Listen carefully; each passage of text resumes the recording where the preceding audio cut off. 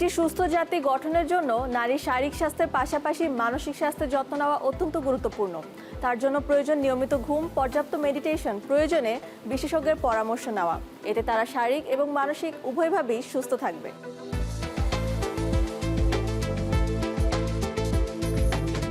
Meditation আসলে কোনো আধ্যাত্মিক বিষয় নয়, এটি একটি মানসিক স্বাস্থ্য রক্ষা করার অন্যতম টুলস।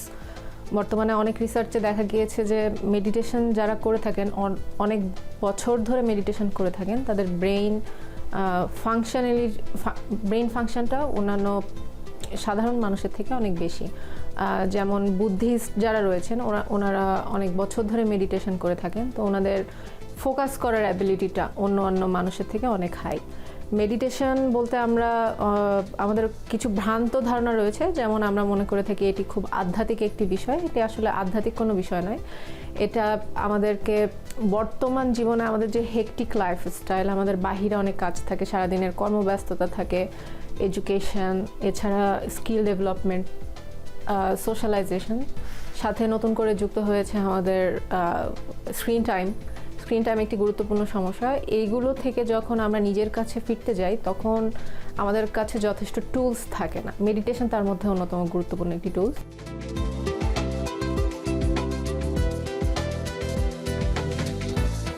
মেডিটেশনে হয় কি, আমরা প্রেজেন্টে থাকি। মাইন্ডফুলনেস মেডিটেশনের শুরুর যে বিষয়গুলো, তার মধ্যে একটি হচ্ছে মাইন্ডফুলনেস। তো তাতে দেখা যায় যে আমরা স্থির যেখানে আছি, এটা খুব আহামরি কিছু নয়, স্থির যেখানেই আছি সেখানে থেকে আশেপাশের কী রয়েছে সেগুলো লক্ষ্য করা, নিজের সেন্সরি যে অর্গানগুলো আছে সেগুলোকে ফুললি ফোকাস করে রেখে ফিল করা, শ্বাস নেওয়া। ইটস ভেরি সিম্পল, যে জাস্ট আমার শ্বাস যাচ্ছে কীভাবে, শ্বাস নিচ্ছি কীভাবে, এটা নোটিসও এক ধরনের মাইন্ডফুলনেস প্র্যাকটিস করলে হয় কি, আমাদের ফোকাসটা খুব ভালো করে বাড়ে। এতে নিজের যে অনুভূতিগুলো আমরা ফিল করছি, এই ফিল করার যে সময়টা আমাদের প্রয়োজন, সেটা রেগুলেট করতে সাহায্য করে।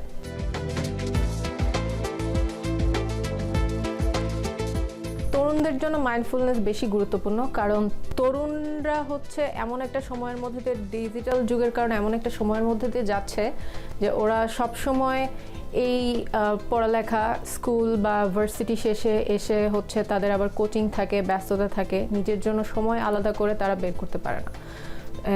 এছাড়া ওদের নিজেদের যে হবিগুলো আছে সেগুলো দিকেও তেমন একটা ওরা নিজের জন্য আলাদা একটা যে সময়টা ওদের দরকার সেটা ওরা বের করতে পারে না। এছাড়া টু ফাস্ট পেস লাইফের সাথে ওরা এখনও পর্যন্ত ওভাবে অভ্যস্ত হওয়ার মতন যথেষ্ট টুলস এবং এনভায়রনমেন্ট আমরা ক্রিয়েট করতে পারিনি। তো ছোটোবেলা থেকেই যদি আমরা একটা বাচ্চাকে শেখাই যে কীভাবে সে মাইন্ডফুল থাকতে পারে, কীভাবে প্রেজেন্ট থাকতে পারে। আসলে মাইন্ডফুল থাকার ব্যাপারটা কি, আমি এই মুহূর্তে যেখানে আছি সেখানেই আছি, আমার সমস্ত সেন্সরি দিয়ে সেটাকে ফিল করা হচ্ছে মাইন্ডফুলনেস। আমি মাইন্ডফুলি একটা জায়গায় এক্সিস্ট করছি, আমি পাস্টেও যাচ্ছি না, ফিউচারেও যাচ্ছি না। সাপোজ আমি একটা কাপ ধুচ্ছি, তো ওই কাপটা কেমন, ওটা কী রঙের, পানি পড়ছে ট্যাপ দিয়ে সেটা দেখা, পানি পড়ার সময় আমার হাতে কি ফিল হচ্ছে, আমার কোন অর্গান কেমন ফিল করছে, বা আশেপাশে কোনো স্মেল থাকলে সেটার ঘ্রাণটা কেমন, এটাই হচ্ছে মাইন্ডফুলনেস।